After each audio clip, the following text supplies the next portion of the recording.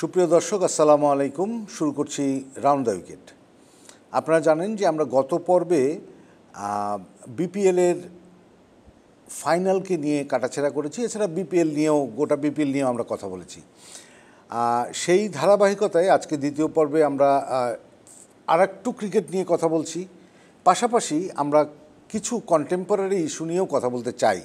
আমাদের সাথে এক্সপার্ট হিসেবে আছেন রাকিবুল হাসান, বীর মুক্তিযোদ্ধা, স্বাধীনতা পদকপ্রাপ্ত এবং বিসিবির টেকনিক্যাল কমিটির চেয়ারম্যান এবং সাবেক ক্রিকেটার, জাতীয় দলের ক্রিকেটার। রাকিবুল ভাই, আপনাকে স্বাগত। এছাড়াও আমাদের সাথে আছেন আবু হুরায়রা তামিম, একজন ক্রীড়া সাংবাদিক। তামিম, আপনাকেও স্বাগত। রাকিবুল ভাই, এবারে বিপিএলে আমাদের কাছে মনে হয়েছে যে আমরা একটা স্ট্যান্ডার্ড ছুঁয়েছি। সব কিছু মিলিয়ে আমরা মনে হয় না যে বিপিএল খুব খারাপ গেছে। আমরা ভালো রান পেয়েছি, আমরা বেশি ছক্কা পেয়েছি, এবার 715টা। আমরা ভালো রান হয়েছে এবার টোটাল ওভারঅল টুর্নামেন্টে। যদি বলেন আপনি যে 14,642 রান হয়েছে almost. So it is a good BPL. আমার মনে হয় দিন শেষে আমরা সবাই আসলে হ্যাপি। এবং ওই যে বললাম শুরুতেই যে রেসটা এখনও কাটে নাই বিপিএলের ফাইনালে। সো কি বলবেন রাকিবুল ভাই about Tamim? It's the end of a very brilliant long journey. চমৎকার একটা ক্যারিয়ার শেষ করি, 10,000 রানস করে বাড়ির কাছে কথা। এবং একটা কথা আছে না, is always good to quit before you get a kick. মাথা উঁচু করে বেরোয়, সে মাথা উঁচু করে চলে গেছে। তো তাকে স্যালুট করা ছাড়া উপায় নেই। ওপর সাকিব আল হাসান, মাশরাফি, মুশফিক, রিয়াদ, এরা তো আইকন মানুষের ক্রিকেট, বড় বড় প্লেয়ার। তো we have to remember them. Tamim Iqbal ও তো স্পোর্টিং ফ্যামিলি থেকে আসছে, but he had been consistent all the time. এবং ওপেনিং স্লটটা ও যেহেতু খেলে নেই ওয়ার্ল্ড কাপ, ও যে খেলতো ওয়ার্ল্ড কাপ, যে আমেরিকা ইস্যু করেছে, আমার মনে হয় আমরা হয়তো সেই খেলা যেতাম 100%। ওই জায়গাটায় আমাদের গ্যাপ পড়ে গেছে। ওখানে তো ওই সমস্যা, সাকিবের সমস্যা, ও খেলবে না, এই তো অল সেড অ্যান্ড ডান। তামিম তো একটা ক্রীড়া পরিবার থেকেই আসছে। আমার খুব ভালো লেগেছে ওর ফ্যামিলি বলতে। এবং ক্রিকেট বোর্ড তাকে সম্মানটা দিয়েছে যথাসময় যথাযথ জায়গায়। এবং সে পরিবার নিয়ে সাক্ষাৎকারটা ছোটো বাচ্চাদের সঙ্গে আমার একটু বেশি ভালো লেগেছে। এটা আপনারা তো স্ক্রিনে দেখেন, ওখান থেকে দূরে আসছিল আমার কাছে, ওকে জড়াই ধরে বলছে, চাচাটা কেমন টানতে, ইট ইজ ইউর, আপনাদের রাস্তা দিয়ে আসছে। আচ্ছা, no, you made the foundation. আমরা শুরু করেছি অল্প, but you have given the finishing. Thanks to you, ধন্যবাদ। We could have a long successful journey. Tamim, তাহলে আমরা আমাদের আসল জায়গায় ফিরি। সামনেই আমাদের চ্যাম্পিয়ন্স ট্রফি। চ্যাম্পিয়ন্স ট্রফির দল নিয়ে আপনার মতামত জানতে চাই। দল তো অবশ্যই আপনাদের সেরা এক প্লেয়ারদেরকে নিয়েই করা হয়েছে, বাট আমার কাছে যেটা হলো যে শঙ্কার বিষয়, সেটা হলো যে বিপিএলে কিন্তু আমাদের এই সেরা 10 খেলোয়াড়কে দেখবেন, সেখানে দেখবেন যে আমাদের এই প্লেয়াররা কিন্তু নেই। সবচেয়ে বড় চিন্তার বিষয় হলো আমাদেরকে অধিনায়ককে নিয়ে। নাজমুল হোসেন শান্ত, ও কিন্তু মাত্র 5টা ম্যাচ খেলেছে, এরপর থেকে সে বসেই আছে। তার দল পরিচালনার ব্যাপারে আমার কোনো সন্দেহ নেই, বাট তার যে একটু ল্যাকিংস হয়ে গেছে এখানে আমার মনে হয় যে প্রস্তুতির একটু ঘাটতি থাকতে পারে। তাছাড়াও আমাদের দল কিন্তু T20 ফরম্যাটে টুর্নামেন্টটা শেষ করলো, তারপরেই সরাসরি খেলতে যাবে। আমাদের কিন্তু ওয়ান ডে প্রস্তুতি তো তেমন নাই। অন্যান্য টিম কিন্তু এখন মানে অল ডে ম্যাচ খেলতেছে, অলরেডি ইংল্যান্ডের সাথে ভারত খেলতেছে, অন্যান্য টিমও খেলতেছে। হ্যাঁ, ত্রিদেশীয় সিরিজ শুরু হয়েছে পাকিস্তানের, সাউথ আফ্রিকার, এইভাবে তারা প্রস্তুতি দিচ্ছে। আমাদের প্রস্তুতিটা এখানে একটু ঘাটতি রয়ে গেছে। তবে আমি বলবো না যেটা খুব বেশি অসুবিধা করবে, কারণ প্লেয়াররা কিন্তু পেশাদার, তারা কিন্তু বোঝে যে কোনটা T20, কোনটা ওয়ান ডে, কোনটা টেস্ট, তারা কিন্তু সেভাবে খেলে। ক্রিকেট ম্যাচটাও কিন্তু আপনার অঙ্কের মতো, যোগ করতে হবে না বিয়োগ করতে হবে, আগে ভাগ করতে হবে না পূরণ করতে হবে, তারা কিন্তু জানে, তারা পেশাদার। তা আমার কাছে খুব বেশি সমস্যা হবে না। বাট পারফরমেন্সের ক্ষেত্রে যেটা বললাম যে পারফরমেন্সটা আমাদেরকে আসলে ঠিক থাকা দরকার। পারফরমেন্স ঠিক থাকলে আমার মনে হয় খুব বেশি সমস্যা হবে। What about the coach? Phil সিমন্সকে আপনি কোন অ্যাঙ্গেলে দেখেন? ভালো কোচ, আমি অবশ্যই তাকে উপরের লেভেলেই রাখবো। সে অনেক ভালো কোচ এবং দলকে নিয়ে সে অনেক কাজ করতেছে। ফিল সিমন্সের তত্ত্বাবধানে কিন্তু টিমটা অনেক উন্নতি করেছে। আমার মনে হয় যে ভবিষ্যতে আরও উন্নতিও করতে পারবে, আরও সুযোগ আছে। রাকুল ভাই, আপনার প্রেডিকশন কি? Bangladesh has got a very good bowling unit. আবার ঘোরায় যাই জনসনের কথা, যে bowlers are who are going to win the match. আপনি দেখেন পাকিস্তান বাংলা শুরু করছে, পাকিস্তান টেস্ট ম্যাচ তো দিচ্ছে ওয়ানডার দেশে দিচ্ছে বিভিন্ন জায়গায়। বোলিংয়ে দেখছেন কোনো একটা টিম আমরা দেখান তো এরকম 4টা ফায়ারিং বোলার আছে। হাসান মাহমুদের নিয়ে তো ওরা তো পাগল হয়ে গেছে কমেন্টেটাররা সবাই, যে is a classic, is a genius. Late out swing, late in swing করানো বোলার ওয়ার্ল্ডে খুব কম আছে ভাই। গেল এটা Taskin is in the best of his form. Left arm Mustafiz টিমে আছেন, আছে। he is going to fire. Then come Haider, the fastest bowler in the world, পৃথিবীর সবচেয়ে দ্রুততম বোলার এখন, Tanzim Sakib, live Tanzim Sakib, fiery bowling. আমাদের বোলিং কোয়ার্টারটা এটার সিলেক্টর তো খুব কষ্ট হবে, হয়েছে এবং 11 জন করতেও কষ্ট হবে। Simmons is a bowler primarily, কাজে সে বুঝবে পেস বোলার, সে তো জানবে যে কোনটা এই উইকেটে কী হবে। আর উইকেটগুলো তো ব্যাটিং উইকেট হবে। দুবাইতে আমাদের একটা খেলা খেলতেই হবে ইন্ডিয়ার সাথে, আর বাকিগুলো খেলতে হবে পাকিস্তানের উইকেটে কিন্তু ভালো খেলে জিতে আসে। কাজে কন্ডিশন খুব একটি হবে না, এটা অন্য টিমের জন্য একই থাকবে। তো কাজে আমি আশা করব যে আমাদের টিমটা খারাপ করবে না, এবং তাদের সেমিফাইনাল খেলার অভিজ্ঞতা আছে দুবার আমাদের মানুষ, 2004 এরপরে আর, এবং টিম ইয়াং টিম, ব্যাটাররা কিন্তু ইয়াং, ইমন, তৈরি হৃদয় সব মিলিয়ে। আর ক্যাপ্টেনের যে কথাটা বললো ইয়ের কথাটা, ওইখানে একটু শঙ্কা আছে আমাদের। শঙ্কাটা হলো যে ওর মানসিকতা যেন না ভেঙে যায়। স্কিল, ওর ব্যাটিং ট্যাটিং সব ঠিক হবে, বল ওর একটা সমস্যা আছে, ball pitching outside off stump coming in, ওর ফুটওয়ার্কের সব ঝামেলা। এই কারো goes through is bat and pad and get bowled. Soumya Sarkar দেখবেন দ্রুত দেওয়াটা কম, খালি দেখবেন যে ওই জায়গায় পা নড়ে না, স্লিপে ক্যাচ না তো উইকেটে ক্যাচ।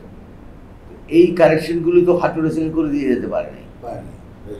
হ্যাঁ, $40,000 করে বেতন দিচ্ছেন মাসে, সারা বাংলাদেশে 1 মাসের বাজেট হয়ে যায় টাকা সরে। তো আমরা এগুলোও করছি এত বলার পরে। আমি ওইটাও আমার একটা সাকসেস স্টোরি আমার, এই 1 বছরে ওকে আমি বিদায় করে ছাড়তে পারছি। ক্যাম্পেইন করছি একটার বিরুদ্ধে আপনাদের মতো ক্যামেরার সামনে বসে বসে, বিকজ আমি একজন মুক্তিযোদ্ধা, গর্ব করে বলি আমি দেশের ক্ষতি করবো যে তাকে আমি কোনোদিন ছাড় দিব না। এই কান্ট্রি ইজ মাইন্ড, আমাদেরকে কি প্লেটে করে এটা দেয় নাকি, অর্জন করতে লক্ষ লক্ষ মানুষের রক্ত দিয়ে। তো সেটাই বলতে যাচ্ছি, coach is good, captain is good, but ক্যাপ্টেনের মানসিকভাবে কী অবস্থা আছে এটা বলতে পারবো না। বাট আমি বিশ্বের এত খেলছে মানসিকভাবে প্রফেশনাল। আমার প্রেডিকশন আমি মনে করি যে আর একটা যেটা তাই বললো যে এটা তো 50 ওভার খেলে নাই, গ্যাপ পড়ে গেছে, ওটা তো চাপে বড় হয়েছে আমাদের জন্য। নিজেকে তৈরি করার একটা সুযোগ, সময় পাইছি রেস্ট করার। অন্য টিমগুলি খেলে বেড়াচ্ছে, ওটা 8 ডিউটি এরকম হয়ে গেছে সবাই। এখন বলুন ছেড়ে দেবে কেন দেওয়া যে অবস্থা করুন, বিকজ দ্য টায়ারিং। ম্যাচ খেললেন, একদিন পরে আবার গেলেন ম্যাচ খেলতে, শরীর কত নেবে? আমাদের প্লেয়াররা কিন্তু রেস্ট পাবে। তোমার তো ব্যাটিং উইকেট বস, একদম সেম পাকিস্তানের উইকেটগুলো হবে, ব্যাটিংয়ের সরবরাহ রাখতে হবে। আমার কাছে কেন জানি মনে হয় রাকুল ভাই, আমাদের একটা ভালো টিম আছে, ভালো কোচ আছে, আমাদের সেমিফাইনাল খেলার সমস্ত সুযোগ আছে। আমি মনে করি যে আবুধাবির মাঠ বা পাকিস্তানের মাঠ, আমাদের কম্পিটিশন ভারতের সাথে এটা একটু টাফ হবে। আদারওয়াইজ নিউজিল্যান্ড এবং পাকিস্তানকে আমরা রেগুলারই মোটামুটি একটা হারানোর অভিজ্ঞতা আমাদের আছে, এবং রিসেন্টলি আমরা পাকিস্তানকে হারিয়েই তো ওয়েস্ট ইন্ডিজে গিয়েছিলাম। So there is a huge possibilities to play in semifinal. সব শেষ প্রশ্ন, যদিও এটা রাকিবুল ভাইয়ের সাথে যায় না, কিন্তু তামিমকে আমি করতে চাই। 2025 সালে 21 পদক পাচ্ছে বাংলাদেশ ফুটবল নারী ফুটবল দল। দেশে প্রথমবারের মতো 21 পদক দিচ্ছে কোনো ক্রীড়া দলকে। এর আগে কিন্তু কোনো দলকে 21 পদক দেওয়া হয়নি। স্বাধীনতা পদক পেয়েছিল বিসিবি, তো এটা আসলে একটা বিরল ঘটনা। এটা আমাদের নারী ফুটবল দলকে অনেক সম্মান দিবে, অনেক উপরে নিয়ে যাবে, তাদের আগ্রহ আরও বাড়াবে, তারা ভালো খেলার জন্য আরও অনুপ্রাণিত হবে। এটা খুব ভালো, কিন্তু সময়টা খুব খারাপ। তারা কিন্তু এই মুহূর্তে পিটার বাটলারের বিরুদ্ধে তারা কিন্তু অবস্থান নিয়েছে, তারা কিন্তু তার অধীনে কোচিং করতে চাচ্ছে না। তো এটার কিন্তু সুরাহা হয়নি। এটা সুরাহা না হলে কিন্তু আমাদের নারী ফুটবলের জন্য খুবই ক্ষতিকর। দ্রুত এটা সুরাহা হওয়া দরকার। কিন্তু পিটার বাটলার এবং নারী ফুটবলার দুজনেই কিন্তু বিপরীতমুখী, কেউই সমতে আসতেছে না, এবং বাংলাদেশ ফুটবল ফেডারেশনও তাদেরকে বোঝাতে পারতেছে না, তাদেরকে এক ছাতার তলে নিয়ে আসতে পারতেছে না। অথচ 26 তারিখে আমাদের আরব আমিরাতের বিরুদ্ধে ম্যাচ রয়েছে। জাতীয় দলের 18 জন সিনিয়র খেলোয়াড়কে বাদ দিয়ে নতুন করে দল গঠন করে তারা একটা বি গ্রেডের দল নিয়ে তারা খেলতে যাচ্ছে সৌদি আরবের সাথে ফুটবল ফেডারেশন। এটা তারা রেজাল্ট কতটা পাবে, কতটা ভালো করতে পারে, আমার খুব শঙ্কা রয়েছে। তারা, আমার মনে হয় না যে ভালো করতে পারবে এই সিনিয়র খেলোয়াড়দেরকে বাদ দিয়ে। আমার মনে হয় যে, আমার একটা ব্যক্তিগত অভিমত, যে এটা আসলে সরাসরি বৈশাখ হ্যান্ডেল করা উচিত ছিল, এবং তাদেরকে যে কোনোভাবেই তারা, মানে এই কোচের বিরুদ্ধে যেহেতু গিয়েছে, আমার মনে হয় যে এই টুর্নামেন্টটার জন্য এই খেলোয়াড়দেরকে অন্য এক কোচের অধীনে যদি সৌদি আরব পাঠানো হতো তাহলে রেজাল্টটা ভালো হতো। যেখানে ক্রিকেট বোর্ডে দেখেন যে এক মাসুমের অভিযোগে কিন্তু হাতুরু সিংহে বিদায় হয়েছে, তার মানে একটা ভূমিকা রেখেছে কিন্তু সেখানে। আর এখানে যে 18 জন নারী ফুটবলার, তারা সরাসরি যেখানে অভিযোগ করতেছে, ফুটবল ফেডারেশন বলতেছে এই কোচের অধীনেই তাদেরকে প্র্যাকটিস করতে হবে, এবং কোচের অধীনে যদি প্র্যাকটিস করতে না আসে তারা জাতীয় দল থেকে বাদ করবে এবং চুক্তি থেকেও বাদ করবে। তাদেরকে একটা প্রেশার দেওয়া হচ্ছে, কিন্তু মানসিক আর্থিক প্রেশার দেওয়া হচ্ছে যে যদি না আসো তোমাদেরকে এই টিমেই রাখা হবে না। তো এটা কিন্তু আমার মনে হয় যে দুঃখজনক। কিন্তু এই জায়গাটায় ব্যর্থ হচ্ছে বাফুফে। আমার মনে হয় এটা আরও জোরালো হবে, দু একদিনের ভিতরেই সমস্যার সমাধান করা উচিত। আই হোপ যে এটা সমস্যার সমাধান হয়ে যাবে, কারণ বাংলাদেশ আগে, সব কিছুর আগে তো বাংলাদেশ, তাই না? অবশ্যই। রাহুল ভাই কিছু যোগ করতে যাচ্ছিলেন। আমি বলতে যে should not be any compromise on discipline. লেজ কুকুর নাড়াবে না, কুকুর লেজ নাড়াবে। The coach has been appointed by the Bangladesh Football Federation, and this coach is from the English Premier League. He has a background.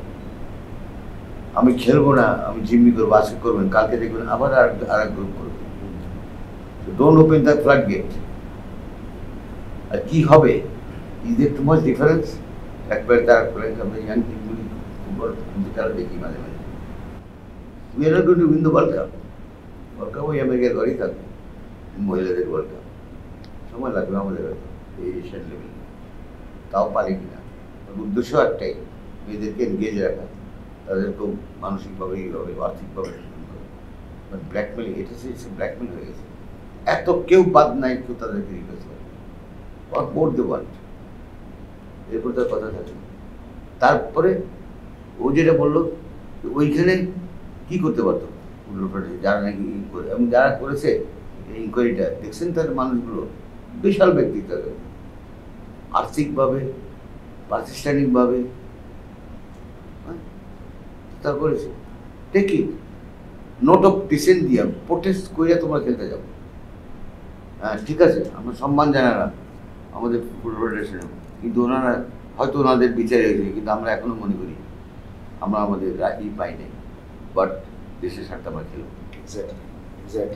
আমরা চাই না যে বাংলাদেশ নারী ফুটবল দল নিয়ে কোনো রকমের কন্ট্রোভার্সি থাক।